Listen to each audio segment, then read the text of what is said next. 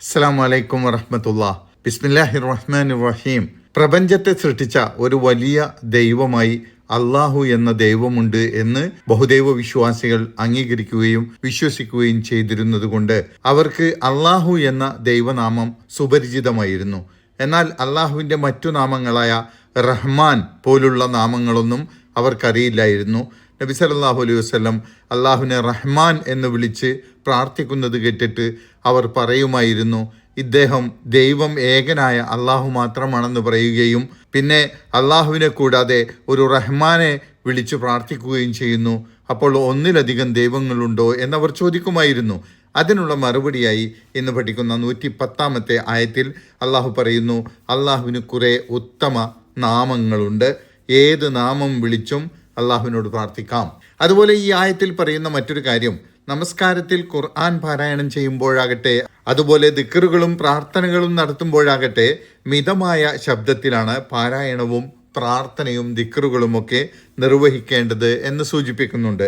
ഈ രണ്ട് കാര്യങ്ങളും പറയുന്ന ഈ സൂറത്തിലെ നാം പഠിച്ചുകൊണ്ടിരിക്കുന്ന ഈ സൂറത്തിന്റെ അവസാനത്തെ ആയത്തിനു മുമ്പുള്ള ആയത്താണ് ഇന്ന് പഠിക്കുന്നത്. ഖുൽ, നബിയെ താങ്കൾ പറയുക, താങ്കൾ പല പേരുകളിൽ അള്ളാഹുവിനെ വിളിച്ച് പ്രാർത്ഥിക്കുന്നതിനെ ആക്ഷേപിക്കുന്നവരോട് താങ്കൾ പറയുക, ഉദ്ഉല്ലാഹ, നിങ്ങൾ അള്ളാഹു എന്ന് വിളിച്ച് പ്രാർത്ഥിച്ചോളൂ. അവിദുർ റഹ്മാൻ, അല്ലെങ്കിൽ നിങ്ങൾ അർ റഹ്മാൻ എന്ന് വിളിച്ചു പ്രാർത്ഥിച്ചോളൂ. അയ്യമ്മാ തദ്ഉ, നിങ്ങൾ ഏത് നാമവും വിളിച്ച് പ്രാർത്ഥിച്ചു കൊള്ളുക. നിങ്ങൾക്ക് അള്ളാഹുവിന്റെ ഏത് നാമവും വിളിച്ച് പ്രാർത്ഥിക്കാം. ഫലഹുൽ അസ്മാ ഉൽ ഹുസ്ന, എന്തുകൊണ്ടെന്നാൽ ഉത്തമ നാമങ്ങളൊക്കെയും അള്ളാഹുവിനുള്ളതാണ്. അള്ളാഹുവിന്റെ വിശേഷണങ്ങളായ അള്ളാഹുവിന്റെ വിശിഷ്ട നാമങ്ങളാണ് അൽ അസ്മാ ഉൽ ഹുസ്ന എന്ന് പറയുന്നത്. ചരിത്രപ്രസിദ്ധമായ ഹുദൈബിയ സന്ധിയുടെ കരാർ എഴുതുന്ന സമയത്ത് ബിസ്മില്ലാഹിർ റഹ്മാനിർ റഹീം എന്ന് എഴുതി തുടങ്ങാനാണ് നബി സല്ലല്ലാഹു അലൈഹി വസല്ലം പറഞ്ഞത്.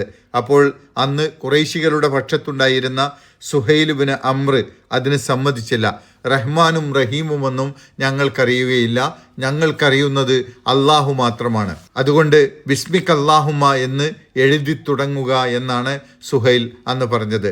അതുപോലെ മറ്റൊരു സംഭവം, ആദ്യകാലത്ത് നബി സല്ലല്ലാഹു അലൈഹി വസല്ലം കഅബയിൽ നമസ്കരിക്കുമ്പോൾ അള്ളാഹു എന്നും റഹ്മാൻ എന്നുമൊക്കെ വിളിച്ചുകൊണ്ട് പ്രാർത്ഥിക്കുന്നത് കേട്ടപ്പോൾ ഖുറൈശികൾ പറഞ്ഞതാണല്ലോ ആമുഖത്തിൽ സൂചിപ്പിച്ചത്, ഇയാൾ ഒരു ദൈവമേ ഉള്ളൂ എന്ന് പറയുന്നു, പിന്നെ അള്ളാഹു എന്നും റഹ്മാൻ എന്നും ഒക്കെ വിളിക്കുന്നുണ്ടല്ലോ.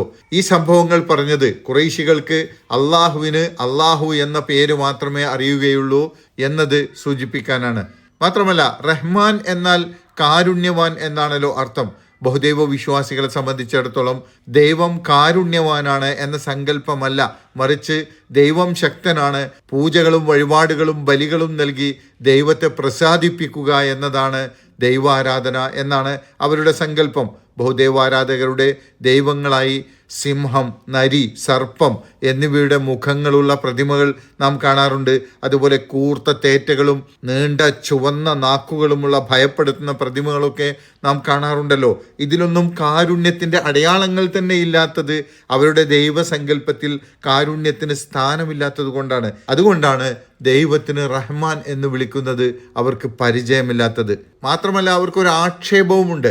റഹ്മാൻ എന്ന് ദൈവത്തെ വിളിച്ചിരുന്നവർ വേദക്കാരാണെന്നും മുഹമ്മദ് വേദക്കാരിൽ നിന്നും പഠിച്ചെടുത്ത് ഉണ്ടാക്കിയതാണ് ഈ ഖുർആൻ എന്നതിന് തെളിവാണ് വേദക്കാർ ഉപയോഗിക്കുന്ന റഹ്മാൻ എന്ന പദം ഖുർആനിൽ ഉപയോഗിക്കുന്നത് എന്നും അവർ ആരോപിച്ചിരുന്നു. ഈ ഒരു സാഹചര്യത്തിലാണ് അവരോട് പറയാനായി നബി സല്ലല്ലാഹു അലൈഹി വസല്ലമയോട് അള്ളാഹു ഇങ്ങനെ പറഞ്ഞത്, അള്ളാഹുവിനെ നിങ്ങൾ അള്ളാഹു എന്നോ റഹ്മാൻ എന്നോ അല്ലെങ്കിൽ അള്ളാഹുവിൻ്റെ ഉത്തമ നാമങ്ങളിൽ ഏത് വിളിച്ചുകൊണ്ടും നിങ്ങൾക്ക് അള്ളാഹുവിനോട് പ്രാർത്ഥിക്കാം എന്ന്.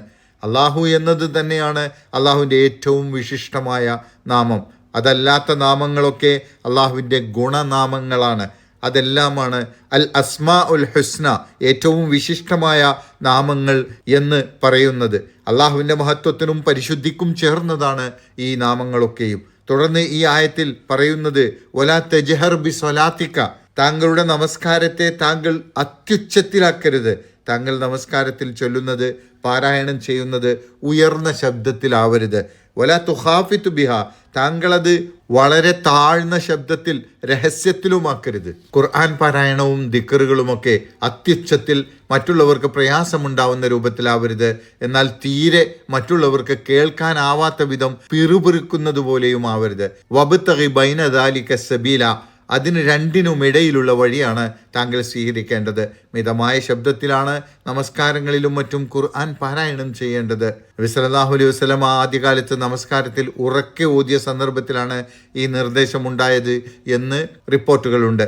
ആദ്യകാലത്ത് അബൂബക്കർ റളിയല്ലാഹു അൻഹു വളരെ പതുക്കെയും ഉമർ റളിയല്ലാഹു അൻഹു നല്ല ഉറക്കെയുമാണ് പാരായണം ചെയ്തിരുന്നത്.